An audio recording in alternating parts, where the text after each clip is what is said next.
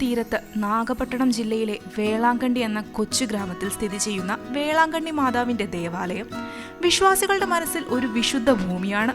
ക്രിസ്തുമത വിശ്വാസികൾക്ക് മാത്രമല്ല, ഹൈന്ദവരും മുസ്ലിങ്ങളും ഉൾപ്പെടെ നാനാജാതി മതസ്ഥർക്ക് ഒരുപോലെ പ്രിയങ്കരമായ ഈ ദേവാലയം ഭക്തിയുടെയും അത്ഭുതങ്ങളുടെയും ഒരു മഹാസാഗരമായി നിലകൊള്ളുന്നു.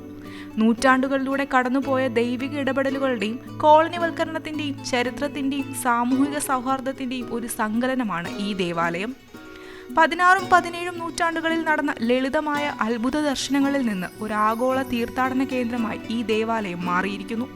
രോഗശാന്തിയും ആശ്വാസവും തേടിയെത്തുന്ന ലക്ഷക്കണക്കിന് ഭക്തജനങ്ങളാൽ ഇത് കിഴക്കിന്റെ ലൂർദ് എന്നറിയപ്പെടുന്നു.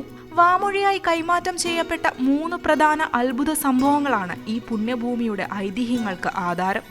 ഓരോ സംഭവത്തിലും മാതാവ് സാമൂഹിക അതിരുകൾക്കപ്പുറം മനുഷ്യരിലേക്ക് ഇറങ്ങിച്ചെല്ലുന്ന കാഴ്ച കാണാൻ സാധിക്കും. ഏകദേശം 1570കളിൽ നടന്ന ആദ്യ സംഭവത്തിൽ വേളാങ്കണ്ണിയിൽ നിന്ന് നാഗപട്ടണത്തേക്ക് പാൽ കൊണ്ടുപോവുകയായിരുന്ന ഒരു ഹൈന്ദവ ബാലൻ തളർന്ന് ഒരു ആൽമരത്തിന്റെ തണലിൽ വിശ്രമിക്കുകയായിരുന്നു.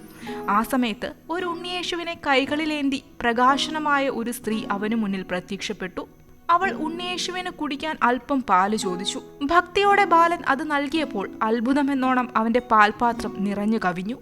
ഈ സംഭവം ഈ പുണ്യഭൂമിക്ക് അതിരുകളില്ലാത്ത അനുഗ്രഹമുണ്ടെന്ന് തെളിയിച്ചു.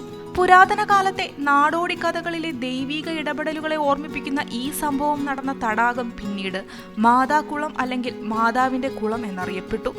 ഇന്ന് ലോകമെമ്പാടുമുള്ള വിവിധ ആത്മീയ പാരമ്പര്യങ്ങളിലെ ശുദ്ധീകരണത്തിന്റെ പ്രതീകമായ ഗംഗാ നദിയിലെ പുണ്യസ്നാനം പോലെയും യൂറോപ്പിലെ പുണ്യജലങ്ങളുള്ള ദേവാലയങ്ങൾ പോലെയും തീർത്ഥാടകർ ഇവിടെ സ്നാനം ചെയ്യാനെത്തുന്നു. രണ്ടാമത്തെ അത്ഭുത ദർശനം 1597ലായിരുന്നു. വേളാങ്കണ്ണി ഗ്രാമത്തിന് പുറത്ത് മോര് വിറ്റ് ഉപജീവനം കഴിച്ചിരുന്ന ഒരു മുടന്തനായ ബാലനാണ് അത്ഭുതകരമായ രോഗശാന്തി ലഭിച്ചത്.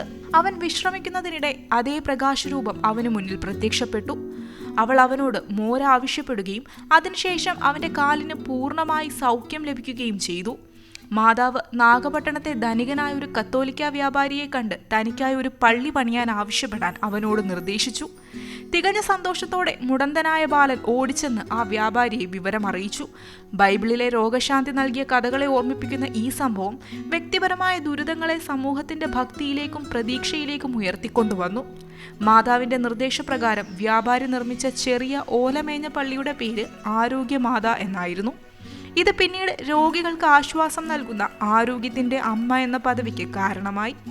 ഇത് മെഡിറ്ററേനിയൻ സംസ്കാരത്തിൽ ഒരു പ്രത്യേക സമൂഹത്തെ രോഗങ്ങളിൽ നിന്നും അപകടങ്ങളിൽ നിന്നും സംരക്ഷിക്കുന്ന കാവൽ വിശുദ്ധരെ പോലെയാണ്. മൂന്നാമത്തെയും പ്രധാനപ്പെട്ടതുമായ അത്ഭുതം 17ാം നൂറ്റാണ്ടിൽ ബംഗാൾ ഉൾക്കടലിലെ അതിശക്തമായ കൊടുങ്കാറ്റിൽപ്പെട്ട് പോർച്ചുഗീസ് നാവികരുമായി ബന്ധപ്പെട്ടതാണ്.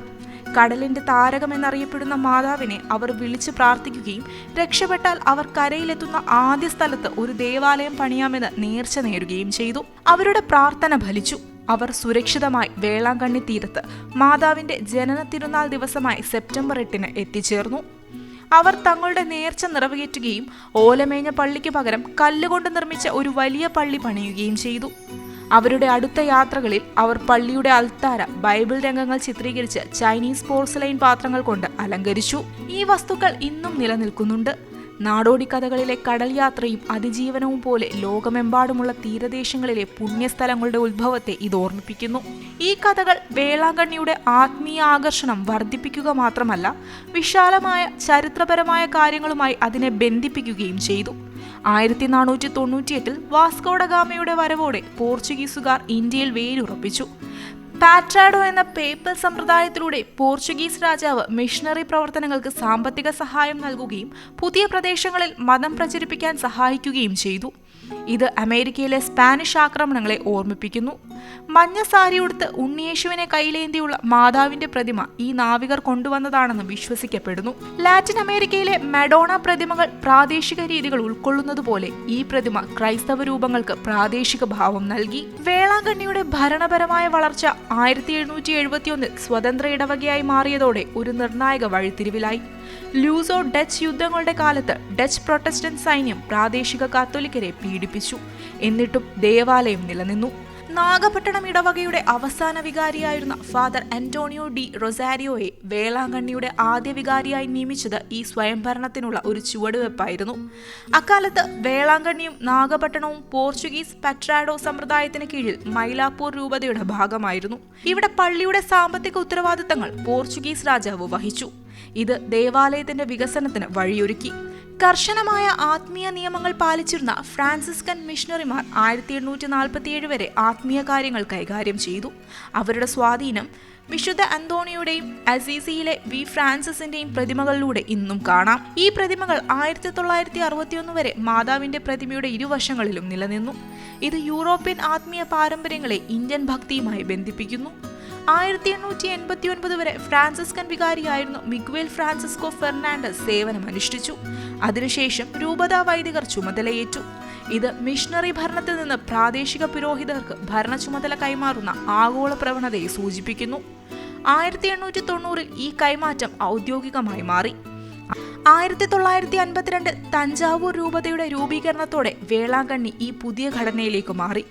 മദ്രാസ് മൈലാപ്പൂർ ആർച്ച് ബിഷപ്പായിരുന്ന റെവറൻ ഡോക്ടർ ലൂയിസ് മത്യാസ് SBBAയുടെ നേതൃത്വത്തിൽ ഈ മാറ്റങ്ങൾ സുഗമമായി നടന്നു.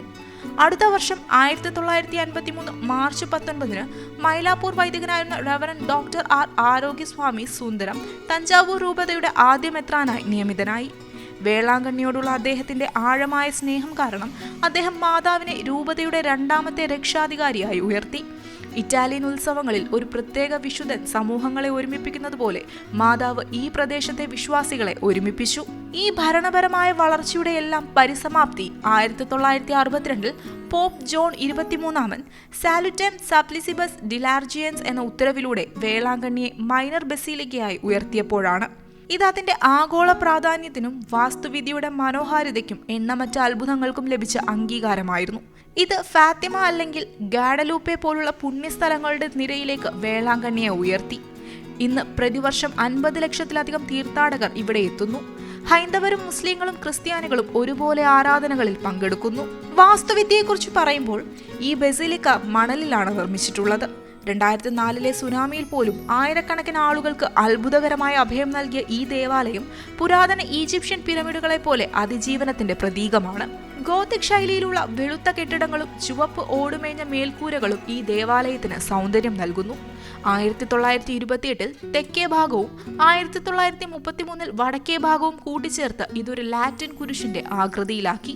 1961 ഒരു മാർബിൾ അൽത്താരയും 1974-75 കാലഘട്ടത്തിൽ ഒരു 93 അടി ഉയരമുള്ള താഴികക്കുടവും 82 അടി ഉയരമുള്ള ഗോപുരങ്ങളും കൂട്ടിച്ചേർത്ത് ലൂർദ് ദേവാലയത്തിന്റെ മാതൃകയിലാക്കി. ദേവാലയ സമുച്ചയത്തിൽ ചാപ്പലുകൾ, ഒരു മ്യൂസിയം, പുരോഹിതരുടെ വാസസ്ഥലങ്ങൾ, കാഴ്ചയർപ്പിക്കാനുള്ള കേന്ദ്രങ്ങൾ എന്നിവയെല്ലാം ഉണ്ട്.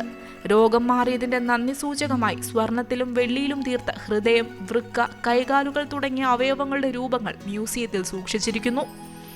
ഓഗസ്റ്റ് 29 മുതൽ സെപ്റ്റംബർ 8 വരെയാണ് പ്രധാന തിരുനാൾ. ഈ ദിവസങ്ങളിൽ ഗ്രാമം മുഴുവൻ ഭക്തിയുടെയും ഉത്സവത്തിന്റെയും ആഘോഷങ്ങൾ കൊണ്ട് നിറയും. പതാക ഉയർത്തൽ, തമിഴ്, മലയാളം, ഇംഗ്ലീഷ്, തെലുങ്ക്, കന്നഡ, ഹിന്ദി തുടങ്ങിയ ഭാഷകളിലുള്ള ദിവ്യബലികൾ, രഥഘോഷയാത്രകൾ എന്നിവയെല്ലാം ഈ ഉത്സവത്തിന്റെ ഭാഗമാണ്. നേർച്ചയായി മുട്ടിലിഴയുക, തലമുണ്ടനം ചെയ്യുക, കാതുകുത്തുക, കുട്ടികളില്ലാത്തവർ അമ്മത്തൊട്ടിൽ കെട്ടുക തുടങ്ങിയ ഹൈന്ദവ ക്രിസ്ത്യൻ ആചാരങ്ങൾ ഇടകലർന്ന കാഴ്ചകൾ ഇവിടെ കാണാം. രാവിലെ 6:30 മുതൽ രാത്രി 8 വരെ മ്യൂസിയം തുറന്നിരിക്കും. വേളാങ്കണ്ണിയിൽ നിന്ന് 10 കിലോമീറ്റർ അകലെയാണ് നാഗൂർ ദർഗ.